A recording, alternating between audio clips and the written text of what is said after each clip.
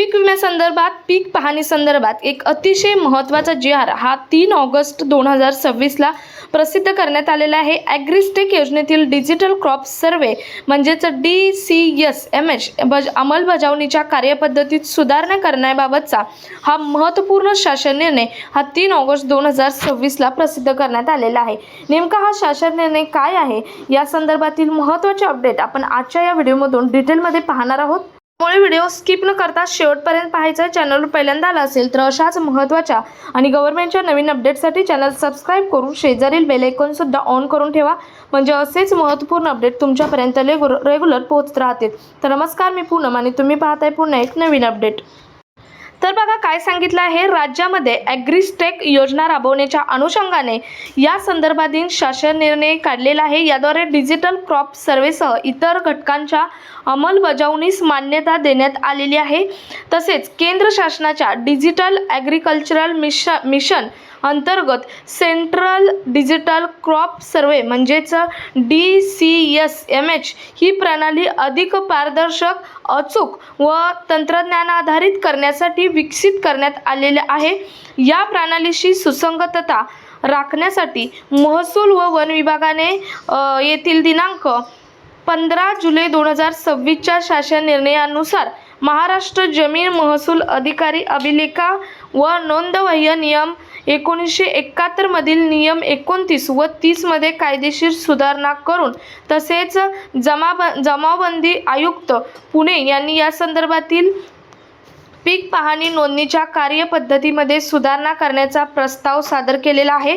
या सर्व बाबी विचारात घेऊन दिनांक 17 ऑक्टोबर 2024च्या शासन निर्णयातील हंगामी पिकांच्या माहिती संचयाच्या म्हणजेच DCSच्या कार्यपद्धतीत सुधारणा करण्याची बाब शासनाच्या विचाराधीन होती आणि म्हणूनच हा 3 ऑगस्ट 2026ला हा जी.आर. प्रसिद्ध करण्यात आलेला आहे. नेमका शासन निर्णय काय सांगतो तो पाहूया. हंगामी पिकांची माहिती संच म्हणजे सीझनल क्रॉप रेजिस्ट्री कार्यपद्धतीमधील तरतुदीऐवजी खालीलप्रमाणे सुधारणा करण्यासंदर्भात हा शासन निर्णय लागू केलेला आहे. आता कोणत्या सुधारणा करण्यासंदर्भात ते पाहूयात. तर बघा, डिजिटल पीक सर्वेक्षण म्हणजेच DCS कार्यपद्धतीमध्ये पीक पाहणी नोंदणी करण्याची कार्यपद्धती कशी असणार आहे या संदर्भात आहे. बघा, पहिलं म्हणजे हंगामाच्या पहिल्या दिवसापासून पीक पाहणी सहकार्यामार्फत पीक नोंदणीची प्रक्रिया सुरू केली जाईल. पीक पाहणी सहाय्यकाची नोंदणी आधार क्रमांकाशी संलग्न असलेल्या मोबाईल क्रमांकावर प्राप्त होणाऱ्या OTP प्रकरणाद्वारे करण्यात येणार आहे. तसेच संबंधित मोबाईल उपकरणाचे IMEI बाइंडिंग करण्यात येणार आहे. तसेच प्रत्येक गावात शेतकऱ्याच्या अनेक शेत जमिनी असतात व त्या शेत जमिनीमध्ये शेतकरी विविध पिकांची लागवड करत असतो. शेतकऱ्याने त्याच्या एका शेतात लावलेली विविध पिके नोंदणी करतील त्या शेत जमिनीस ओनर्स प्लॉट म्हणण्यात येणार आहे. म्हणजेच शेतकऱ्याचे एका ठिकाणी असलेले जमिनीचे क्षेत्र म्हणजेच त्या शेतकऱ्याचे एक शेत जमीन याला ओनर्स प्लॉट असे म्हणण्यात येणार आहे. तसेच हंगामी पिकांचा माहिती संच निर्मिती करताना करावयाची पीक पाहणी ही ओनर्स प्लॉट प्रमाणेच करावयाची असणार आहे. तसेच बघा, हंगामी पिकांचा माहिती संच निर्मिती करताना करावयाची पीक पाहणी ही ओनर्स प्लॉट प्रमाणे करावयाची आहे. तसेच 100% पीक पाहणी ही सहाय्यकाद्वारे करून घेणे ही ग्राम महसूल अधिकारी यांची जबाबदारी राहणार आहे. तसेच 100% ओनर्स प्लॉटची पीक पाहणी ही गटाच्या बांधापासून 20 मीटरच्या आतमध्ये जाऊन करावी लागणार आहे. त्यानंतर बघा, सहाय्यक नेमणूक करण्यासाठी तहसीलदार स्तरावरील कार्यपद्धती काय असणार आहे ती. तर बघा, तहसीलदार प्रत्येक 1000 ते 1500 ओनर्स प्लॉटसाठी पुढीलपैकी नमूद केलेले जसे की कोतवाल, ग्राम रोजगार सेवक, शिवाय आशा सेविका असतील, महाराष्ट्र राज्य ग्रामीण उपजीविका अभियान कर्मचारी असतील किंवा CSC चालक असतील व ग्रामस्तरीय मानधन तत्वावर कार्यरत इतर विभागांचे कर्मचारी असतील किंवा मानधन तत्वावर काम करणारे कर्मचारी उपलब्ध नसल्यास माय भारत पोर्टलवर नोंदणीकृत नेहरू युवा स्वयंसेवक इत्यादीपैकी एकाची नेमणूक ही सहाय्यक म्हणून करण्यात येणार आहे। तसेच जास्तीत जास्त 1500 ओनर्स प्लॉट करता एक सहाय्यक याप्रमाणे सहाय्यकाची नियुक्ती करण्यात येणार आहे। प्रत्येक गावासाठी एक स्वतंत्र पीक पाहणी सहाय्यकाची नेमणूक करण्यात यावी। एका पीक पाहणी सहाय्यकाकडे जास्तीत जास्त 1500 ओनर्स प्लॉटची जबाबदारी देण्यात यावी। ज्या गावांमध्ये 1500 पेक्षा कमी ओनर्स प्लॉट उपलब्ध असतील अशा गावांसाठी देखील स्वतंत्र पीक पाहणी सहाय्यकाची नेमणूक करण्यात यावी असं सुद्धा सांगितलेलं आहे। त्यानंतर बघा, सहाय्यक स्तरावरून नोंद केलेल्या आणि ग्राम महसूल अधिकारी यांनी मान्यता दिल्यानंतर गाव नमुना वर प्रतिबिंबित करण्यात आलेल्या पीक नोंदणीमध्ये काही दुरुस्ती असल्यास शेतकरी मंडळ अधिकारी यांना अर्जाद्वारे कळवतील आणि मंडळ अधिकारी तात्काळ स्थळ पंचनामा करून ती पीक नोंदणी मोबाईल ॲपद्वारे दुरुस्त करणार आहेत।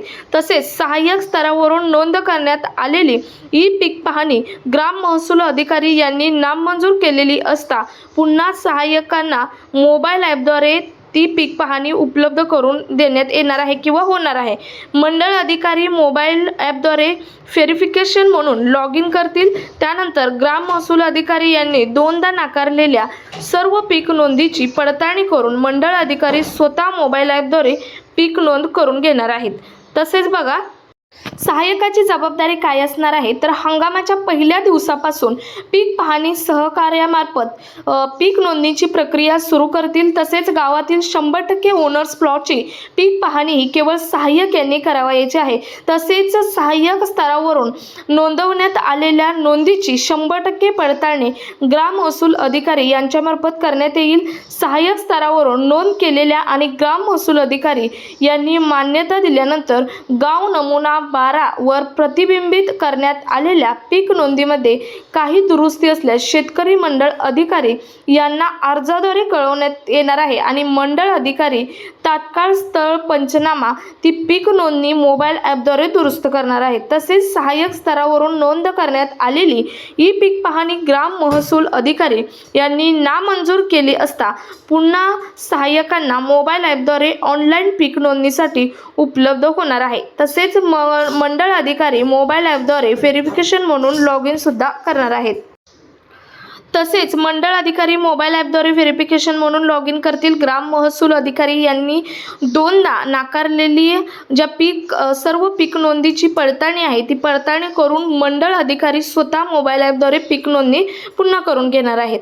तसेच बघा, पुढचं सहाय्यक मानधन कसं असणार आहे। आता सहाय्यक यांना ओनर्स प्लॉट निहाय हंगाम निहाय प्रति ओनर्स प्लॉट ₹10 निर्भेळ पिकासाठी आणि ₹12 मिश्र पिकासाठी मानधन देण्यात येणार आहे। सहाय्यक यांचे मानधन सहाय्यक यांनी दिलेल्या बँक खात्यामध्ये महसूल विभागाकडून ऑनलाईन पद्धतीने वर्ग केले जाणार आहे, म्हणजे जमा केले जाणार आहे। कृषी विभागाकडून सर्व जिल्हाधिकारी कार्यालयांना SNA स्पर्श प्रणालीद्वारे निधी उपलब्ध करून देण्यात येणार आहे। तर अतिशय महत्त्वाचा हा GR आहे 3 ऑगस्टचा। म्हणजे पीक पाहणी संदर्भातील अनेक नवीन नियम हे लावलेले आहेत किंवा पीक पाहणी कशा स्वरूपाची होणार, कोणाकडून होणार या संदर्भातील महत्त्वाचा अपडेट सांगणारा हा GR आहे। जास्तीत जास्त ठिकाणी शेअर करा। भेटूयात पुढच्या एका नवीन अपडेट सोबत। तोपर्यंत धन्यवाद।